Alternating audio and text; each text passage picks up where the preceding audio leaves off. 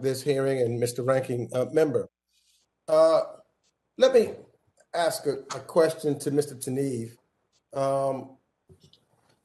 I've been burnt once or twice in the market, and but particularly since I've been a member of Congress, one of the things that I recall greatly was the financial crises in 2008. And it is, we thought that opening the market up, but people had adjustable rate mortgages, et cetera, they were able to get into the market, people who may not have been before, but a lot of disclosure had not happened. So they didn't look, nor was there was no documents to look at what their incomes were or anything of that nature. So when those adjustable rates happened, many individuals lost their homes. Many people who bought those mortgages or who initially agreed to those mortgages sold them immediately because they did know that the people would not be able to afford them and they would default shortly thereafter. Now, so I understand your model of trying to get more people, more democratization, but that means that there's now greater responsibility of ensuring that your customers have all of the information they need to assess riskier trades. Now, for me, the information that has to be digestible and accessible.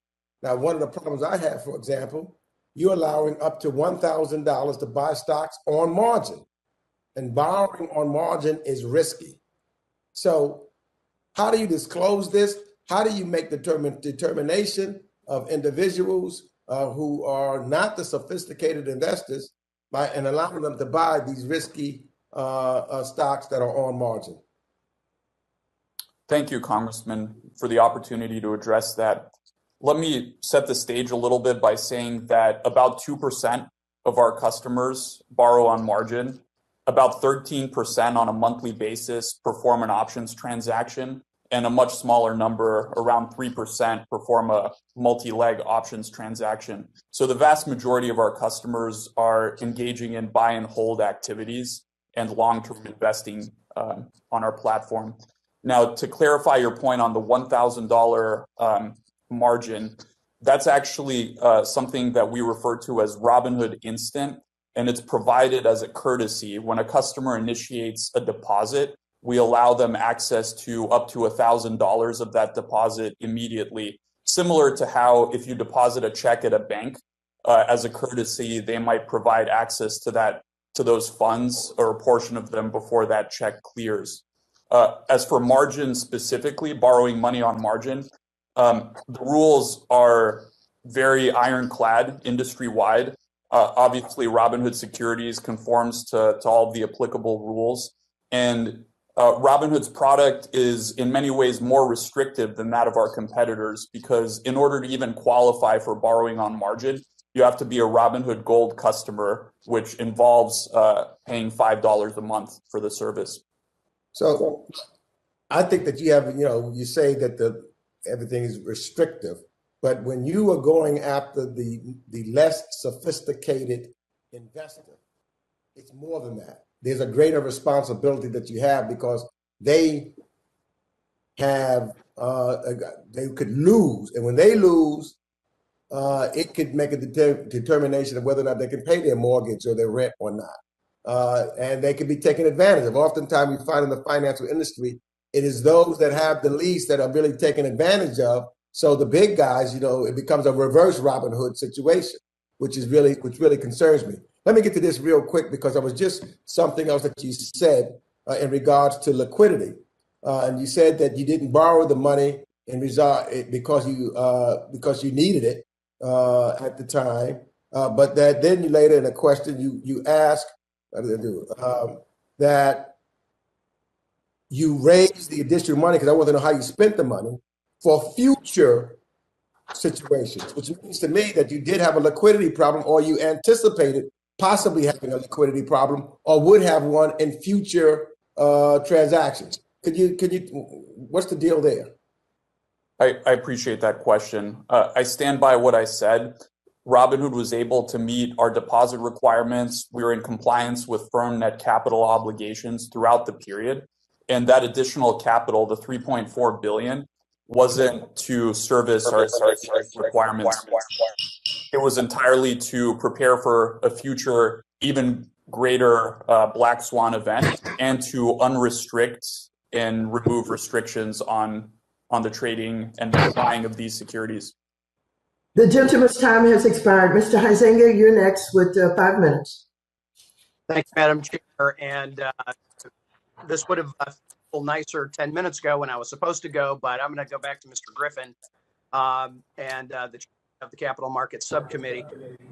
Ranking member, I think, was filibustering himself. And I just wanted to make sure, Mr. Griffin, you had that opportunity to feel comfortable with the explanation of that best execution and what was attempted, apparently, to try to be asked. Congressman, I hope so. I think it's important to emphasize that we have vigorously advocated for execution quality to be one of the dominant decision-making factors in the routing of order flow in the United States. This has saved retail investors billions of dollars over the year, in contrast to the executions that they would receive through other execution strategies. Okay. With respect to payment for order flow, we simply play by the rules of the road. Payment for order flow has been expressly approved by the SEC. It is a customary practice within the industry. If they choose to change the rules of the road, we need to drive on the left side versus the right side. That's fine with us. I do believe that payment for order flow has been an important source of innovation in the industry. As the CEO Robin has testified, they drove the industry towards $0 commissions. This has been a big win for American investors. We get to Ms. Sculp from Cato Institute. And I know that there was Greenwich Associates had a study and others are out there. Do you concur that this has been good for consumers in the most part? I think that there's still ongoing studies, but I do think that payment for order flow and the price improvements have largely been good for improvements for customers. And I agree with Mr. Griffin that this has helped drive innovation in the industry. I think disclosure can always be better, and I think people should understand that their broker still needs to make money even if they're providing a zero commission trading service. Yeah. Okay. All right. I've got about 3 minutes left. I was going to start actually with this and ask each one of you why you thought you were here today. But I'm going to dispense with that because it's going to take too much time, and I'll provide the answer. Political theater for the most part. That's what this hearing is today. I mean, we're on the business channels right now and on C-SPAN. I think if you see a few of my colleagues playing to the cameras, but we need to have some of these fundamental and important questions answered at the end of the day. And one of the assertions that you've heard already today is that investing is, quote, casino gambling. It's using monopoly funny money. I guess I want to know, is individual retail participation in the marketplace gambling, casino gambling, or using funny money? Mr. Gill, why don't we just start with you? Very quickly.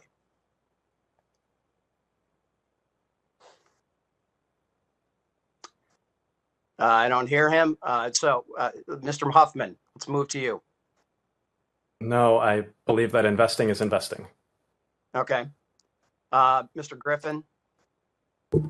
I believe the vast majority of retail participation are people saving to meet their dreams. All right. Mr. Tenev? Congressman, thank you. As I mentioned in my opening statement, Robinhood customers have essentially made over $35 billion in unrealized and realized gains on all of their assets. It's been a thing for them, correct? Absolutely, it's investing and it's building wealth. Go back to Mr. Gill. Yes, of course. I do. I believe it's an opportunity for investors to participate in the market just as institutionals participate. Okay, so actually the business channels had a good question from one of the Reddit readers, which is, so you recommended GameStop before. Would you buy their stock now at roughly 45? It started at 48 earlier today. You were talking about buying it and being happy when it hit cross 20. So are you buying that stock today? Well, let me just say that investing can be risky, and my particular approach to investing is rather aggressive and may not be suitable for anyone else. But for me personally, yes.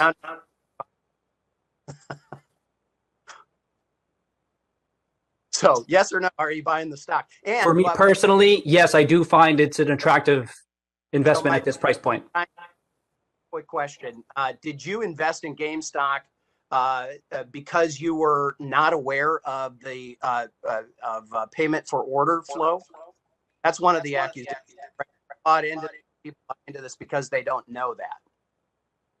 Sorry, could you repeat that question? Did you buy GameStop because you were not aware of the payment for order flow? My investment in GameStop was based on the fundamentals.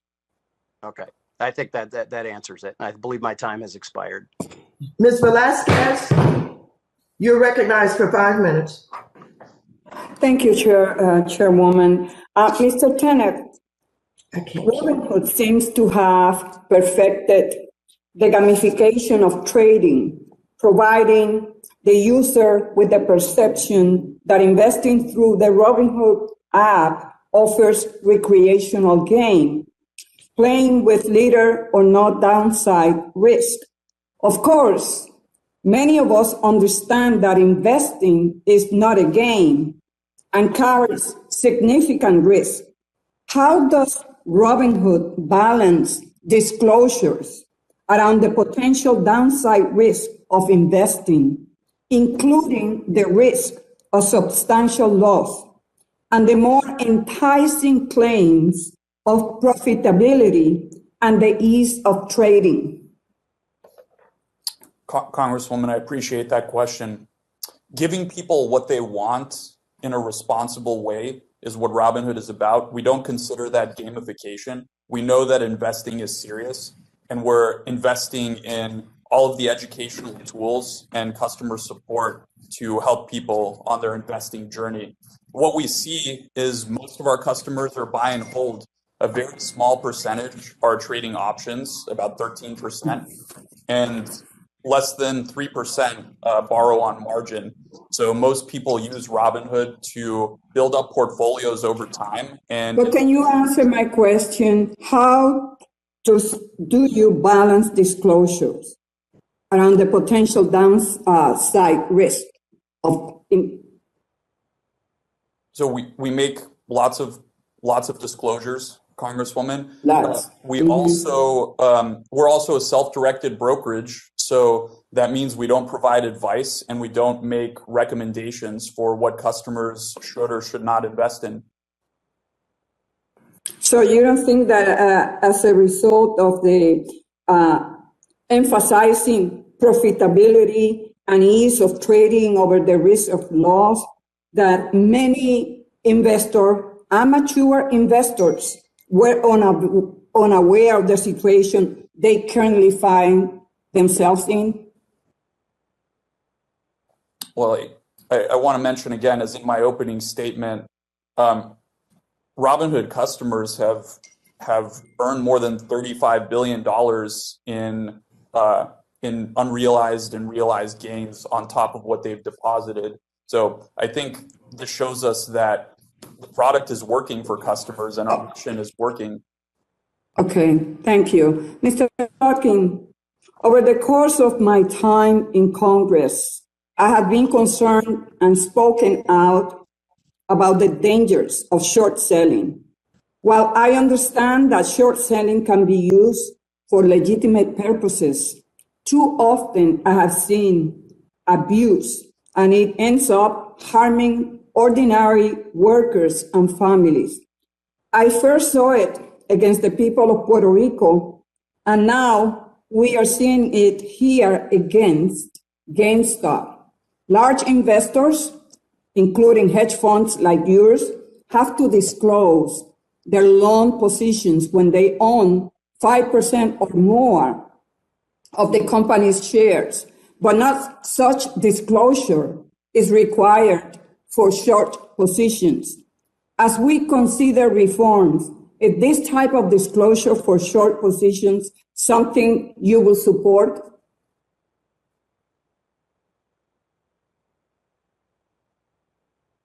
Mr. Plotkin? Yeah, Congresswoman, thank you very much for the question. I think it's a really good question. Whatever regulation is put forth in the marketplace, we will obviously, operate within those rules. It's certainly something I'd be happy to follow up with. But what about my question about short selling? Yeah, I think it's a really good question. It's not really for me to decide, but if those are the rules, I'll certainly abide by them. Okay, well, I'm glad to hear that answer. Mr. Gill, public reports credit you with helping to start the GameStop craze by encouraging other amateur investors to bet against the short positions that Mr. Plotkin and others took. But the stock has now fallen from its high, and many amateur investors have lost hundreds of thousands of dollars. It is my understanding that you are a registered broker. Is that correct? The gentleman's time has expired. Okay. Thank you. I yield back. Thank you, and I appreciate all of the members who are participating today. This is not political theater at all. This is serious oversight responsibility, and members are reminded not to impugn the motive of other members. Thank you. Mr. Lukemeyer, you're recognized for 5 minutes. Thank you, Madam Chair. And my first question will go to Mr. Gill. Mr. Gill, I guess the question is, you're a very serious investor, somebody who does his homework, invests in the market, your own personal funds. And so I guess the question would be, here today, we're discussing the actions around Robinhood, all the transactions that took place. And I guess, do you think we need more legislation as a result of what happened here, or did the system actually work? And let me just make a couple comments on that part. From the standpoint that, did it work?